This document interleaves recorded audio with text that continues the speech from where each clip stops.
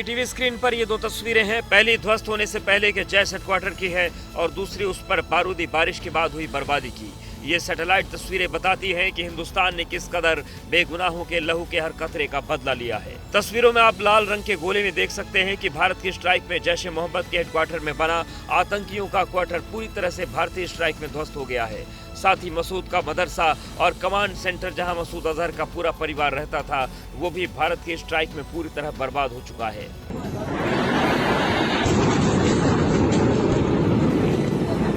जैश के हेडक्वार्टर की तरह लश्कर के हेडक्वार्टर का भी अंजाम हुआ। मुरीदके में बने लश्कर का अड्डा सैटेलाइट तस्वीरों में ध्वस्त हुआ दिख रहा है। सूत्रों के मुताबिक बहावलपुर और मुरीदके में भारत द्वारा किए गए अटैक में इन दोनों आतंकी नेटवर्क से जुड़े 110 से ज्यादा लोगों की मौत हो चुकी है। भारत ने पहलगाम हमले का बदला ले लिया है। क्या आपको पता है कि पाकिस्तान पर इतने बड़े अटैक का पूरा प्लान कैसे फाइनल हुआ? पीएम मोदी ने कब उस पर मोहर लगाई और उसके बाद कितने घंटे के अंदर ऑपरेशन सिंदूर को अंजाम दिया गया? देखिए इनसाइड स्टोरी। भारतीय सेना ने 9 आतंकी अड्डों पर हमला बोला। आतंकियों के अड्डों को कब्रिस्तान बनाकर पाकिस्तान को उसकी जड़ों तक हिलाकर हमारे फाइटर जेट्स अपने एयरबेस पर लौट आए। ये सब संभव हुआ हमारी सेना के अदम्य साहस, शौर्य और फुल प्रूफ प्लानिंग से। एबीपी न्यूज को सूत्रों से जो जानकारी मिली है उसके मुताबिक 3 मई को साउथ ब्लॉक में एक गुप्त बैठक हुई। बैठक में तीनों सेना प्रमुख शामिल हुए। एनएसए अजित डोभाल ने तीनों सेनाओं के अफसरों की एक टीम चुनी और उसी दिन यानी 3 मई को अफसरों को साउथ ब्लॉक में ही क्वारंटीन कर दिया गया। किसी को न तो बाहर जाने की इजाजत थी और न ही परिवार या किसी और से कांटेक्ट करने की। इसके बाद RAW यानी रॉ ने एनएसए अजित डोभाल को पाकिस्तान के 21 टेरर कैंपों की लिस्ट दी। डोभाल की स्पेशल टीम ने इनमें से 9 कैंपों की पहचान की। 5 मई को जब एनएसए अजित डोभाल पीएम मोदी से मिले तो उन्होंने पूरा प्लान बताया और पीएम मोदी ने प्लान को मंजूरी दे दी। भारतीय जाबाजों ने ऑपरेशन सिंदूर के तहत पाकिस्तान के कब्जे वाले जम्मू कश्मीर में 5 कैंप्स को निशाना बनाया जो आतंकियों की पनाहगाह थे, उनके ट्रेनिंग सेंटर थे।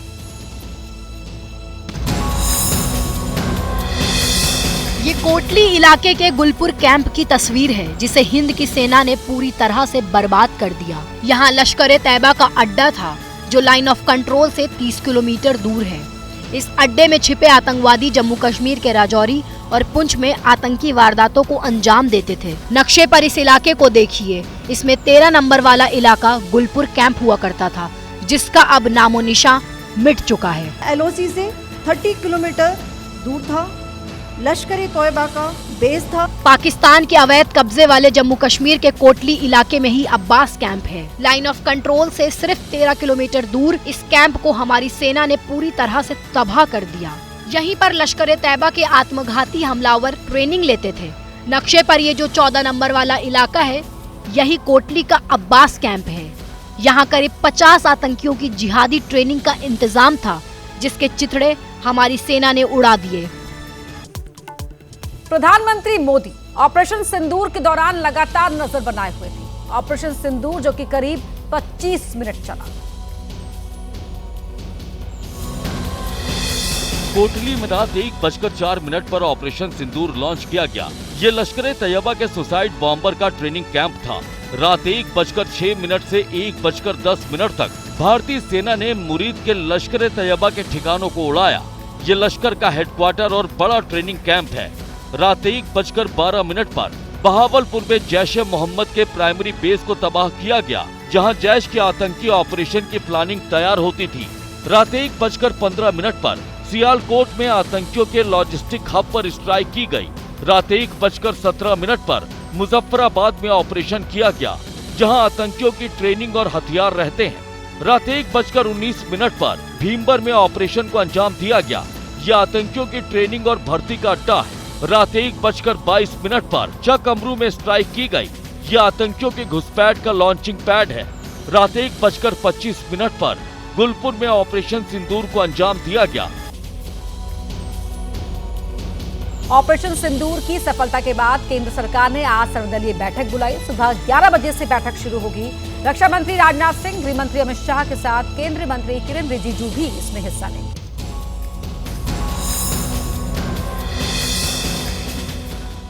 पाकिस्तान में बैठे आतंकियों को ऑपरेशन सिंदूर से सबक सिखाने के बाद आज केंद्र सरकार अहम सर्वदलीय बैठक करने जा रही है। सुबह होने वाली इस बैठक में विपक्षी नेताओं को कई अहम बातों के बारे में सरकार की ओर से जानकारी दी जाएगी। बैठक की अध्यक्षता रक्षा मंत्री राजनाथ सिंह करेंगे। गृह मंत्री अमित शाह बैठक में मौजूद रहेंगे। संसदीय कार्य मंत्री किरेन रिजिजू भी केंद्र सरकार का पक्ष रखेंगे। विपक्षी नेताओं को ऑपरेशन सिंदूर की जानकारी दी जाएगी। राष्ट्रीय सुरक्षा के मामलों को लेकर अहम चर्चा होगी। सुबह 11 बजे से संसद परिसर में बैठक होगी। बुधवार को ही केंद्रीय कैबिनेट की बैठक में पीएम मोदी ने ऑपरेशन सिंदूर की जानकारी साझा की और भारतीय सेना के जवानों की जमकर तारीफ की। हालांकि आज होने वाली बैठक में पीएम मोदी शामिल होंगे या नहीं, यह भी साफ नहीं है, जिसे लेकर कांग्रेस ने पीएम मोदी के शामिल होने की मांग की है। हम उम्मीद करते हैं प्रधानमंत्री इस सर्वदलीय बैठक की अध्यक्षता करें और सभी पॉलिटिकल पार्टी से बातचीत करें, उनको विश्वास में लें, आगे क्या कदम उठाने हैं। वहीं गृह मंत्री अमित शाह ने पाकिस्तान और नेपाल की सीमाओं से लगे राज्यों के मुख्यमंत्रियों के साथ बैठक की, जिसमें शामिल तमाम मुख्यमंत्रियों ने ऑपरेशन सिंदूर के लिए पीएम मोदी को बधाई। बैठक के बाद ममता बनर्जी ने कहा कि आतंकवाद के मुद्दे पर कोई मतभेद नहीं। पाकिस्तान से जारी तनाव के मद्देनजर गृह मंत्री अमित शाह की अध्यक्षता में अहम बैठक हुई। इस बैठक में पाकिस्तान और नेपाल की सीमा से सटे राज्यों के मुख्यमंत्रियों और उपराज्यपालों ने हिस्सा लिया, जहां पर तमाम राज्यों के मुख्यमंत्रियों और उपराज्यपालों ने आतंकियों के खिलाफ चलाए गए ऑपरेशन सिंदूर की कामयाबी पर प्रधानमंत्री नरेंद्र मोदी को बधाई दी। इस बैठक में शाह ने साफ किया कि पहलगाम में हुई आतंकी वारदात को किसी भी हाल में बर्दाश्त नहीं किया जा सकता है। उन्होंने कहा कि पहलगाम आतंकवादी हमले को नजरअंदाज किए बिना उचित जवाब दिया गया, जिससे दुनिया को एक कड़ा संदेश गया। भारतीय सशस्त्र सेनाओं के इस हमले में आतंकी संगठनों के ट्रेनिंग सेंटर और हथियारों के ट्रेनिंग सेंटर के साथ ठिकानों को नष्ट किया गया। इस समय देश ने जो एकता दिखाई, उससे देशवासियों का मनोबल बढ़ा है। वहीं बैठक में शामिल पश्चिम बंगाल के सीएम ममता बनर्जी ने भी कहा कि आतंक के खिलाफ लड़ाई में वो सरकार के साथ हैं। टेररिज्मेर बिरुद्धे, सन्त्रासेर बिरुद्धे तारा काঁধে কাঁধ মিলিয়ে লড়াই করব। এই সময় আমাদের মধ্যে কোনো বিভেদ যেন না হয়। भारत के ऑपरेशन सिंदूर से तिलमिलाए पाकिस्तान की ओर से सीज फायर का उल्लंघन जारी है। लगातार सीमा पार से फायरिंग की जा रही है, तो वहीं भारतीय सेना की ओर से इसका मुंहतोड़ जवाब दिया जा रहा है।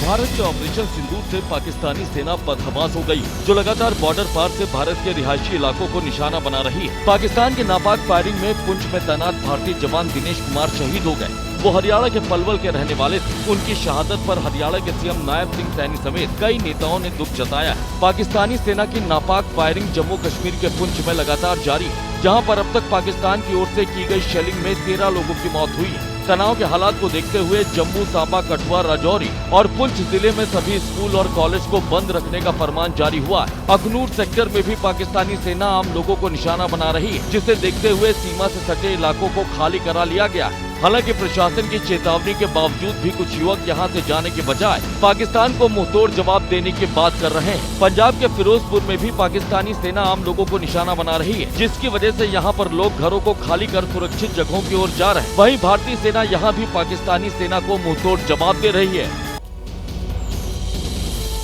पाकिस्तान के किसी भी नापाक हमले से आम लोगों को बचाने के लिए देश के कई हिस्सों में ब्लैकआउट मॉक ड्रिल हुई। बॉर्डर के पास वाले इलाके इस दौरान खासतौर से अलर्ट मोड पर दिखाई दिए। ये उन जिलों की तस्वीर है जो भारत पाकिस्तान सीमा के काफी करीब है। ऐसे में इन जिलों में हमले का खतरा भी ज्यादा है, जिसे देखते हुए बीती रात पंजाब के अमृतसर और राजस्थान के उदयपुर और जैसलमेर में ब्लैकआउट मॉक ड्रिल की गई। ये तीनों जिले भारत की सामरिक रणनीति के लिए बेहद अहम माने जाते हैं। ऐसे में यहाँ पर पाकिस्तान के नापाक हमले से बचने के लिए सायरन बजते ही इलाके अंधेरे में डूब गए। अमृतसर का स्वर्ण मंदिर हो या फिर जैसलमेर का किला, सायरन की आवाज सुनते ही यहाँ पर अंधेरा कर दिया गया, ताकि दुश्मन के किसी भी हमले से बचा जा सके। युद्ध के दौरान अक्सर दुश्मन देश के ऑयल रिफाइनरी को निशाना बनाते हैं, क्योंकि इससे बड़े पैमाने पर तबाही मच सकती है। ऐसे में यूपी के मथुरा की रिफाइनरी में भी मॉक ड्रिल और ब्लैकआउट की एक्सरसाइज की गई। कर्मचारियों को ऐसे किसी भी हमले से बचने की ट्रेनिंग दी गई। साथ ही इमरजेंसी के दौरान किसी भी खतरे से निपटने की जानकारी भी मुहैया कराई गई। ऑयल रिफाइनरी के कर्मचारी पुलिस और प्रशासन की टीम से बचाव की बारीकी समझते दिखाई दिए। भारत और पाकिस्तान के बढ़ते तनाव के बीच यूपी के कई जिलों में ब्लैकआउट मॉक ड्रिल हुई। सायरन की आवाज सुनाई देते ही शहरों में अंधेरा छा गया। लोगों ने घर की लाइट बंद कर वॉर से बचने वाले एक्सरसाइज में हिस्सा लिया। पाकिस्तान पर ऑपरेशन सिंदूर के जरिए करारा वार करने के साथ ही यूपी के कई जिलों में ब्लैकआउट मॉक ड्रिल की गई। इस दौरान सायरन बजने के साथ ही शहर अंधेरे में डूब गए। लोगों ने घरों की बिजली बंद कर दी और लड़ाई के वक्त खुद के बचाव के लिए की गई एक्सरसाइज में हिस्सा लिया।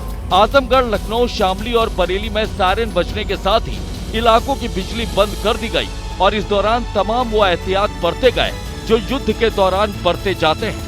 कानपुर और एटा में भी ब्लैकआउट मॉक ड्रिल की गई। तय वक्त पर खतरे का सायरन बजा और फिर पूरा इलाका ही अंधेरे में डूबा दिखाई दिया। लोगों ने सायरन की आवाज सुनते ही घरों की बिजली बंद कर दी।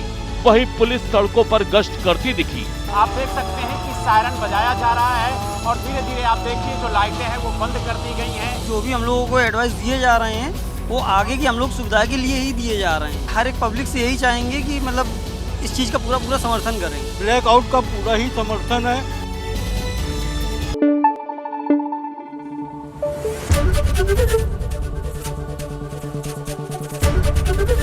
एबीपी न्यूज आपको रखे आगे।